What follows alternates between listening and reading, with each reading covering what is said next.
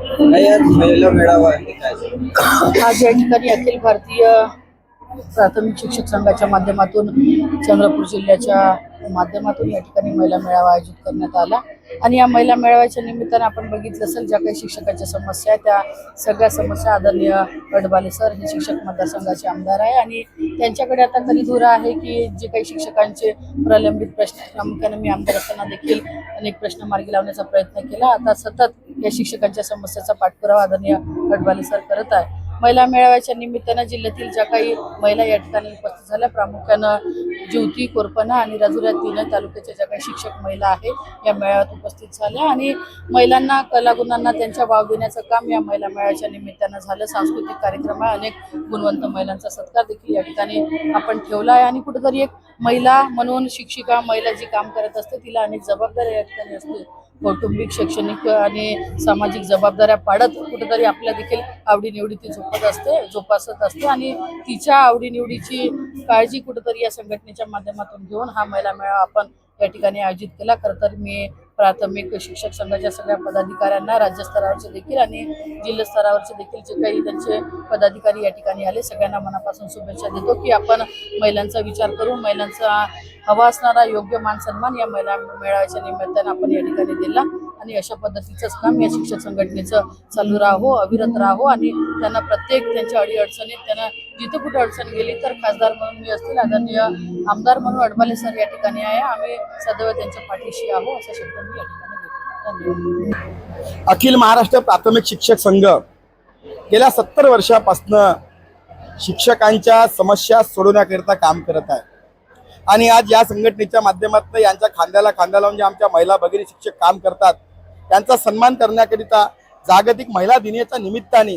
आज या ठिकाणच्या कर्तृत्ववान महिलांचा सन्मान करण्याचं काम या संघटनेच्या वतीने करण्यात आलं।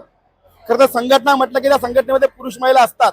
पण या संघटनेचं वैशिष्ट्य काय तर यांनी या संघटनेमध्ये यांच्या खांद्याला खांदा लावून काम करणं ज्या महिला भगिनी महिला शिक्षक आहेत त्या कर्तृत्ववान महिलांचा सन्मान करण्याचं काम या संघटनेच्या वतीने या ठिकाणी करण्यात आलं आणि निश्चितच अशा प्रकारच्या कार्यक्रमातून संघटनेमध्ये काम करणाऱ्या महिलांना सुद्धा एक योग्य संधी देण्याचं काम, त्या ठिकाणच्या ज्या कर्तृत्ववान महिला आहेत त्यांना एक चांगला मंच देण्याचं काम या ठिकाणी अखिल महाराष्ट्र प्राथमिक शिक्षक संघाच्या वतीनं या ठिकाणी करण्यात आलं। अखिल महाराष्ट्र प्राथमिक शिक्षक संघ गेल्या अनेक वर्षापासून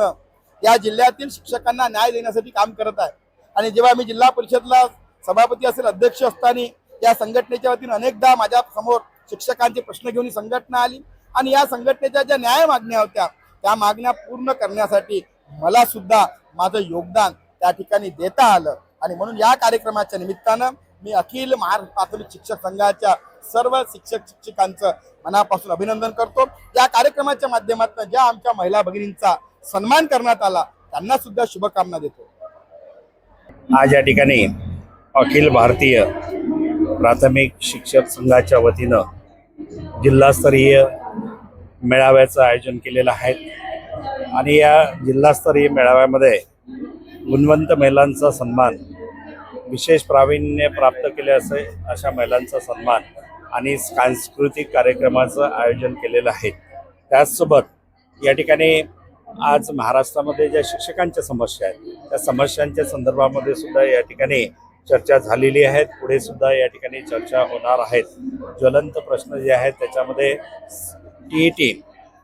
1 सप्टेंबर 2025ला सुप्रीम कोर्टानं दिलेल्या निर्णयाच्या अनुषंगाने महाराष्ट्रातील 1ली ते 8वीला शिकवणाऱ्या शिक्षकांना TET कंपल्सरी करण्यात आलेलं आहे आणि या संदर्भामध्ये आपल्या खासदार मॅडम प्रतिभाताई धानोरकर यांनी सभागृहामध्ये संसदेमध्ये हा मुद्दा उचलून धरलेला आहे। आमची एकच मागणी आहे की महाराष्ट्रामध्ये ज्या तारखेपासून किंवा ज्या वर्षापासून हा कायदा लागू झाला असेल 2013 पासून त्याच्या पुढे सगळ्यांना कंपल्सरी करण्यात यावे, पूर्वलक्षी प्रभावाने हा कायदा लागू करू नये। आज या TET परीक्षेची काठिण्य पातळी पाहिली तर याचे रिझल्ट यापूर्वी 4-5% वर येत नव्हते, आता शिक्षक परीक्षा द्यायला लागले म्हणून त्याचे रिझल्ट कुठेतरी 11-12% वरती गेलेले आहेत। त्यामुळं आज शिक्षकांमध्ये एक भीतीचं वातावरण निर्माण झालेलं आहे। 52 वर्षाच्या वर जर शिक्षक असेल तर त्यांना TET सूट दिलेली आहे, परंतु त्यांना पदोन्नती पाहिजे असेल तर TET कंपल्सरी करण्यात आलेली आहेत। त्यातल्या त्यात जर सुप्रीम कोर्टानं 2 वर्षाची मुदत दिली असेल तर 2 वर्षापर्यंत वाट बघावी, तोपर्यंत पदोन्नतीची जी पदं असतील विदाऊट TET ही पदोन्नती दिली जावी अशी सगळ्या आमच्या शिक्षकांची मागणी आहे आणि शिक्षकांकडे असलेली अशैक्षणिक कामं हे तात्काळ काढून द्यावी. ज्या कामासाठी आमच्या नियुक्त झालेल्या ते कामाला करू द्यावं अशी शिक्षकांची सर्व स्तरावरून ही मागणी आहे. या संदर्भामध्ये माझा सुद्धा शासन स्तरावरती पाठपुरावा सुरू आहे आणि शासनानं शासन निर्णय काढला 23 ऑगस्ट 2024ला BLO हे अशैक्षणिक कामामध्ये टाकलं, परंतु त्या शासन निर्णयाची अंमलबजावणी होत नाही आणि शिक्षकांना वेठीस धरल्या जात आहे. BLO मधून काम करायला आमचे शिक्षक जात असताना चंद्रपूरलाच परवाला एक घटना घडली. परशुराम परसोटकर या शिक्षकाला एका नागरिकाने मारहाण सुद्धा केलेली आहे. त्याच्या अगेन्स्टमध्ये आम्ही आवाज उठवला, त्याच्यावरती FIR सुद्धा दाखल झालेला आहे. परंतु हा जर प्रकार होत असेल तर या ठिकाणी मराठी माध्यमाच्या शाळा भविष्यामध्ये टिकणार नाही आणि आमच्या शिक्षकांकडे निवड अवांतर कामात लादल्या जाऊन आमच्या शिक्षकांना शिकवण्यासाठीच वेळ मिळत नाही अशी परिस्थिती आज महाराष्ट्रात निर्माण झाली.